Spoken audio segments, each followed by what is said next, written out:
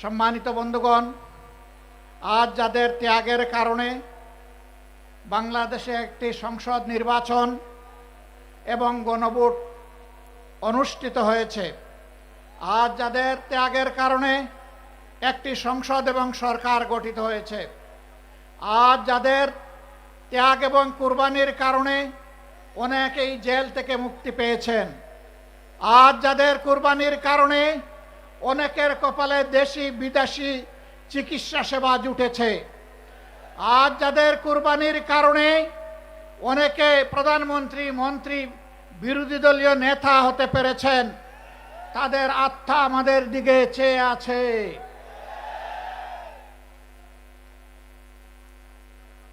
আল্লাহ রাব্বুল আলামিন সব কিছুর পূর্ণাঙ্গ এবং নির্ভুল সাক্ষী।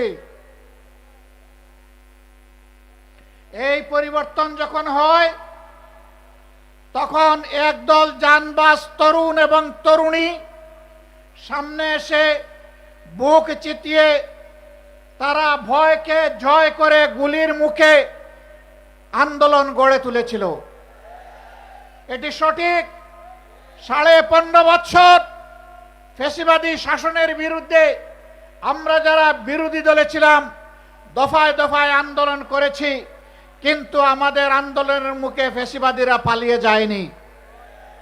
যেদিন এই তরুণ তরুণীরা সিদ্ধান্ত নিয়ে সামনে এসেছিল, জনগণ তাদের ডাকে সাড়া দিয়েছিল। নারী, পুরুষ, শিশু, কিশোর, যুবক, আবাল, বৃদ্ধ, বনিতা সকলে রাস্তায় নেমে এসেছিল। আন্দোলন সেদিনই সফলতার মুখ দেখেছিল। এখন সরকারি দলের বন্ধুরা তাদের কাউকে বলে শিশু পার্টি আর কাউকে বলে গুপ্ত। লজ্জা! যাদের কারণে আজকে আপনাদের এই গদি, তাদের নিয়ে আপনারা উপহাস করছেন। এর পাওনা বুঝে নেওয়ার জন্য তৈরি হন। এই জাতি ঠিকই পাওনা বুঝিয়ে দেবে আপনাদেরকে। আপনারা জাতিকে ধোঁকা দিয়েছেন এবং ইতিমধ্যে তা স্বীকার করে নিয়েছেন। আপনাদের নেতা বলেছিলেন, আমরা যদি ধোঁকা দেই আগামীতে জনগণ আমাদেরকে আস্থা করে নিক্ষেপ করবে। সেই আস্থা করে দেখার জন্য আপনারা তৈরি হন।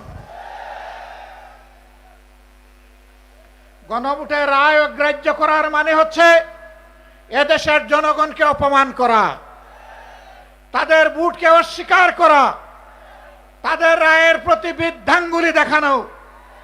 মনে রাখবেন, জনগণের বিরুদ্ধে দাঁড়িয়ে অতীতে কেউ কোনোদিন রেহাই পায়নি, আপনারাও রেহাই পাবেন না। সময় থাকতে অনুরোধ করি, এখনো সৎ পথে ফিরে আসুন। জাতির সাথে গাদ্দারি বেঈমানি করবেন না। আপনারা এসে বলুন, আমরা ইতিমধ্যে যা করেছি ভুল করেছি, আমরা জনগণের দেওয়া রায়, গণভোটের রায় আমরা বাস্তবায়ন করব। হয়তো জনগণ তখন আপনাদেরকে ক্ষমা করবে। আপনারা বলেন আপনারা নাকি সংস্কারের প্রবক্তা। আপনাদের আগে কেউ সংস্কার কর্মসূচি ঘোষণা করে নাই, কিন্তু আফসোস, আপনাদের সংস্কার কর্মসূচির প্রথম দফার সাথে আপনারাই আজকে গাদ্দারি করছেন। এই দফায় লেখা আছে, আপনারা যদি নির্বাচিত হন তাহলে এই দেশকে মেরামত করা লাগবে, আর মেরামত করতে হলে সংবিধানের সংস্কার সাধন করা লাগবে। আজকে আপনারা বলছেন সংস্কার কি জিনিস সংবিধানের আপনারা বুঝেন না। তাহলে কি আপনারা শিশুর মতো না বুঝে প্রথম দফায় লিখেছিলেন? আপনারা আপনাদের ইশতেহারে লিখেছিলেন বাংলাদেশের কোথাও অনির্বাচিত কোনো জনপ্রতিনিধি থাকবে না। সরকার গঠন হওয়ার পর 42টা জেলায় ইতিমধ্যে আপনারা প্রশাসক নিয়োগ করেছেন। প্রশাসক কি নির্বাচিত জনপ্রতিনিধি? তা আপনারা তো আপনাদের ইশতেহারের সাথেই তো বিশ্বাসঘাতকতা করছেন। প্রিয় দেশবাসী,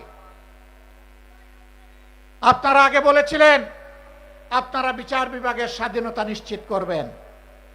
এখন আপনারা সেই যে অর্ডিন্যান্স ছিল সেই অর্ডিন্যান্সের আপনারা বিরোধিতা করছেন এবং আপনারা বলছেন এটা এখন আপনারা করবেন না। তার মানে বিচার বিভাগকে নিজেদের হাতের মুঠায় রেখে আগামী দিনে আপনাদের আকাম কুকামের প্রতিবাদ যখন জনগণ করবে, তখন সেই বিচার বিভাগকে অতীতের ফেসিবাদী কায়দায় জনগণের বিরুদ্ধে আপনারা কাজে লাগাতে চান। আমরা চেয়েছিলাম ফেসিবাদীরা যেমন করে গুম এবং খুনের সংস্কৃতি চালু করেছিল, সেই গুম সংস্কৃতিকে নির্মূল করার জন্য একটা স্বাধীন গুম কমিশন গঠন হোক। আপনারা তার বিরোধিতা করছেন। আপনারা স্বাধীন মানবাধিকার কমিশন আপনারা মানছেন না। আপনারা একটা নিরপেক্ষ কমিশনের মাধ্যমে পিএসসির নিয়োগ আপনারা মানবেন না। আপনারা উল্টা পথে চলছেন। আপনারা মনে রাখবেন, যেই পথ ধরে স্বৈরাচার চলেছিল একই পথ ধরে আপনারাও হাঁটছেন। স্বৈরাচারের যে পরিণতি অতীতে হয়েছে, আপনাদের পরিণতি ভিন্ন হবে না যদি এই পথ থেকে আপনারা ফিরে না আসেন। এই সংসদের মেয়াদ মাত্র গেল 2.5 মাস। আমরা চাইনি, এখনই আপনাদেরকে শক্ত করে ধরতে আমরা সুযোগ দিতে চেয়েছি যে আপনারা আপনাদের ভুলকে সংশোধন করুন। মনে রাখবেন, আমাদের এই উদারতা যেন কোনো দুর্বলতা হিসেবে আপনাদের কাছে ধরা না দেয়। ভালো কাজ করবেন, আমরা পানির মতো তরল। মন্দ এবং অন্যায় কাজ করবেন, জনগণের বিরুদ্ধে অবস্থান নেবেন, আমরা ইস্পাতের চাইতেও কঠিন হয়ে দাঁড়াবো সেদিন। দেশ এবং জনগণের কোনো ক্ষতি আমরা মেনে নেব না। আপনাদের নেতা বলেছিলেন দুর্নীতিকে টুটি চেপে ধরবেন। আপনারা ক্ষমতায় এসেই বললেন যদি সমঝোতার ভিত্তিতে কিছু নেওয়া হয় এটা চাঁদা হবে না। ধিক্কার জানাই। আজকে আপনাদের পরিচয় হয়েছে, আপনাদের নাম ছিল জাতীয়তাবাদী দল, এখন মানুষ বলে চাঁদাবাজি দল। একজন চাঁদাবাজকেও আপনারা কবজায় আনেন নাই। জনগণ বিশ্বাস করতে বাধ্য হবে মাথা থেকে পায়ের পাতা সবাই চাঁদাবাজ। নাইলে কেন চাঁদাবাজি বন্ধ হচ্ছে না? সব জায়গায় কেন দুর্নীতির মহা উৎসব চলছে? গায়ের জুড়ে সব জায়গায় রাজনৈতিক দখলবাজি কেন চলছে? বাংলাদেশ ব্যাংকের মতো সেন্ট্রাল ব্যাংকের জায়গাটাও আপনারা ঠিক রাখলেন না। সেখানে একজন দলখানা লোককে আপনারা, অযোগ্য লোককে আপনারা বসাই দিলেন।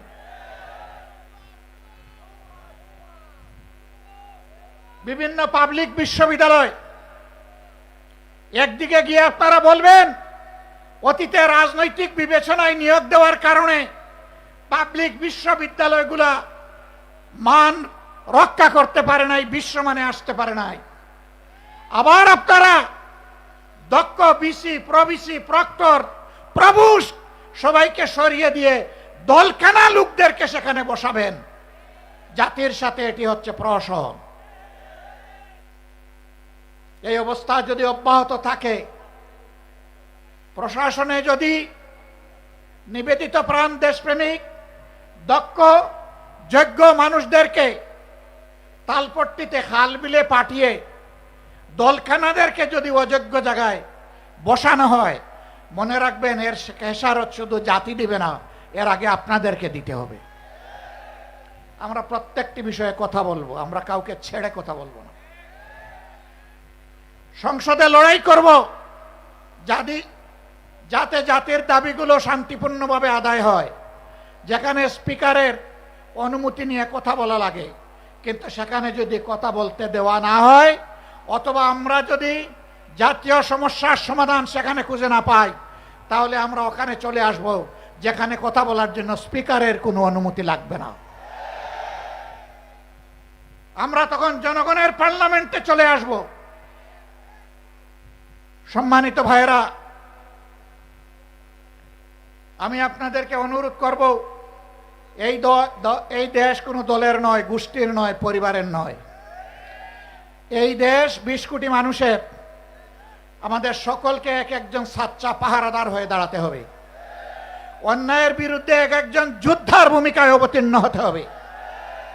অন্যায় ও সত্যের বিরুদ্ধে লড়াইয়ে অবতীর্ণ হতে হবে। কেউ আমার অধিকার দয়া করে আমার পকেটে এনে দেবে না। লড়াই করে অধিকার আদায় করব ইনশাআল্লাহ। কাউকে ছাড় দিয়ে কথা বলা হবে না। আমাদেরকে মাঝে মাঝে চোখ রাঙানো হয়। কেউ কেউ বলেন যে যদি আপনারা এই করেন ওই করেন তাইলে আগামীতে এ হবে ওই হবে। বন্ধু, ভয় দেখাবেন না। যাদের নেতারা হাসতে হাসতে ফাঁসির তক্তার উপরে দাঁড়াতে পারে তাদেরকে কোনো কিছুর ভয় দেখাবেন না। আমাদের নেতৃবৃন্দ রাস্তা রচনা করে গিয়েছেন, জনগণের মুক্তির রাস্তা।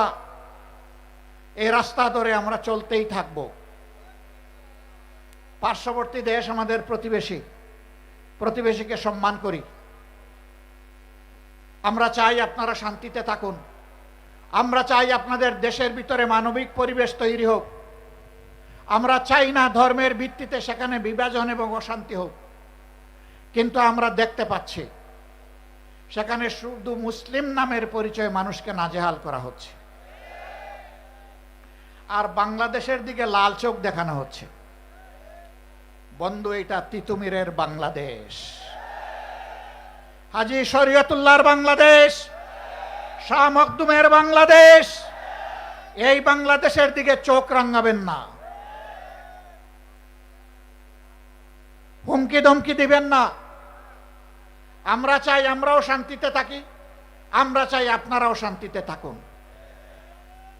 আমাদের শান্তি নিয়ে টান দিলে কারো শান্তিই থাকবে না। আমরা বিশ্ব সম্প্রদায়ের প্রতি আহ্বান জানাবো, এখন সেখানে যে মানবিক বিপর্যয় চলছে, আমরা এই ব্যাপারে আপনাদের বক্তব্য জানতে চাই, আপনাদের পদক্ষেপ দেখতে চাই। এই বিপর্যয় বন্ধ হোক। আমরা বাংলাদেশে কোনো সাম্প্রদায়িক অশান্তি সৃষ্টি করতে কাউকে দেব না।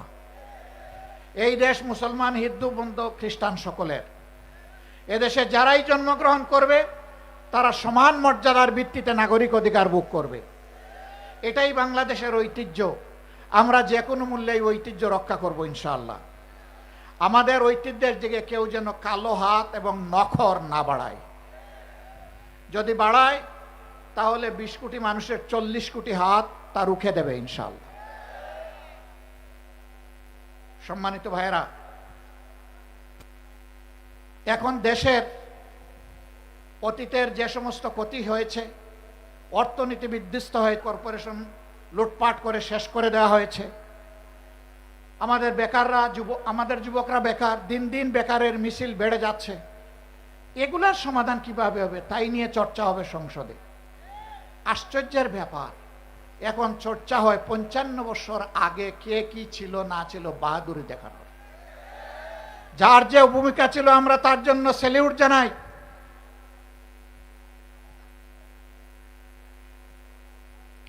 আমরা যার যে ভূমিকা আছে তার জন্য অবশ্যই স্যালিউট জানাই। কিন্তু একটা জাতি যদি ভবিষ্যতের দিকে না তাকায়া চিংড়ি মাছের মতো শুধু পিছনের দিকে তাকায়, এই জাতি জীবনে এগিয়ে যেতে পারবে না। ইতিহাস আমরা চর্চা করব, কিন্তু ইতিহাস নিয়ে পড়ে থাকবো না। ইতিহাস চর্চা করব ইতিহাস থেকে শিক্ষা নেওয়ার জন্যে। ইতিহাসের সাথে বেইমানি করলে একটা জাতিকে কতটা মূল্য দিতে হয় তা জানার জন্য। আমাদের অনেক সমস্যা। বাংলাদেশের 4 ভাগের 1 ভাগ পদ্মা এবং তিস্তার কারণে এখন প্রায় মরুভূমি হয়ে গিয়েছে। আওয়ামী লীগের প্রথম সরকার ক্ষমতায় আসার পর পরীক্ষামূলকভাবে 15 দিনের জন্য ফারাক্কাবাদ এটা বাস্তবায়নের সুযোগ দিয়েছিল, এর কার্যক্রম চালানোর সুযোগ দিয়েছিল। 55 বছরেও 15 দিন শেষ হয় না। ইতিমধ্যে পদ্মা শুকনা মৌসুমে মরুভূমি, আর বর্ষার মৌসুমে এটা দুর্ভোগের কারণ। এখন এই মৌসুমে কৃষকের পানির প্রয়োজন, সাধারণ মানুষের পানীয় জল দরকার, এখন পানি নেই। সরকারকে আমরা সাধুবাদ জানাই, ইতিমধ্যে পদ্মা ব্যারেজের ঘোষণা দিয়েছেন।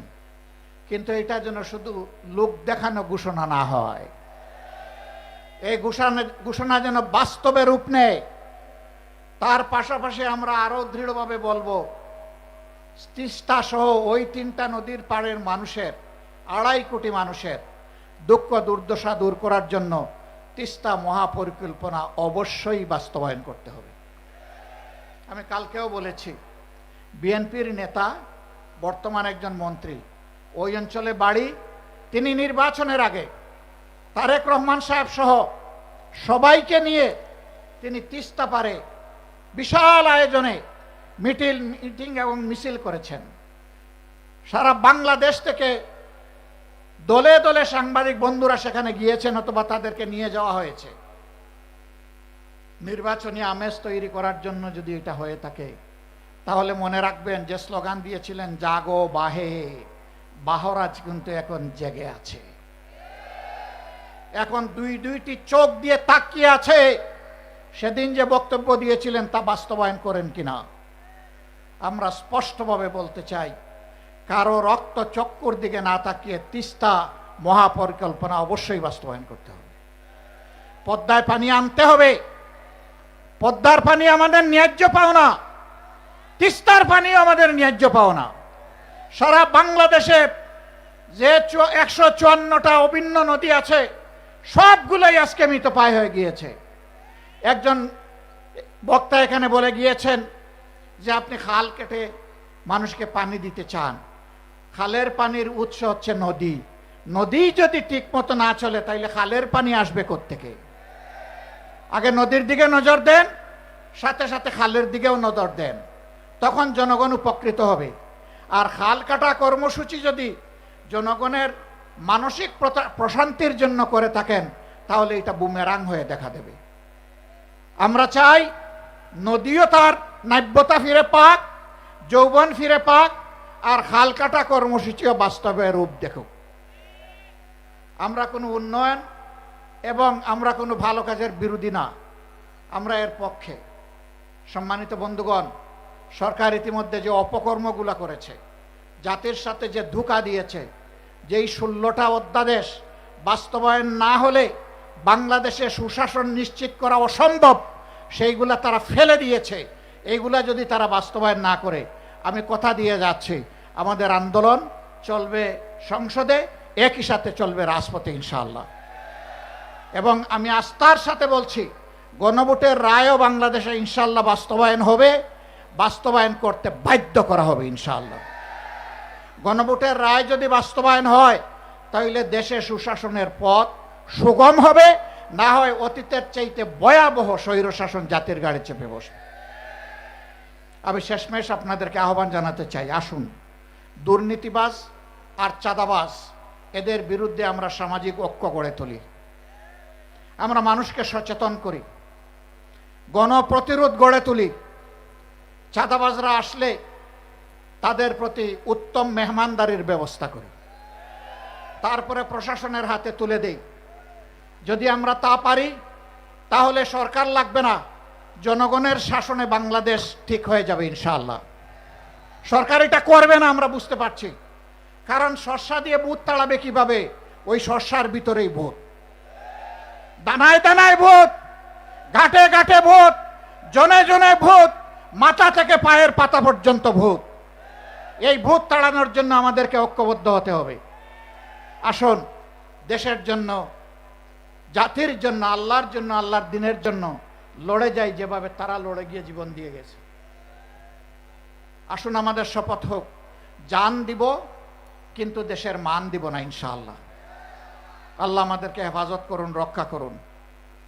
আজকের এই জনসভা সফল করার জন্য 11 দলের পক্ষ থেকে আমিও আপনাদের সকলকে আন্তরিক কৃতজ্ঞতা জানাচ্ছি, ধন্যবাদ জ্ঞাপন করছি। আজকে আমাদের সহকর্মীরা এখানে নেতৃবৃন্দ যে বক্তব্য দিয়েছেন, সেই বক্তব্যগুলো বুকে ধারণ করে আসুন এই সমাজ বদলে দেওয়ার জন্য আমরা এগিয়ে যাই। আল্লাহ হাফেজ। বাংলাদেশ জিন্দাবাদ, 11 দলীয় ঐক্য জিন্দাবাদ, বাংলাদেশ জামাতে ইসলামী জিন্দাবাদ। আসসালামু আলাইকুম ওয়া রাহমাতুল্লাহ।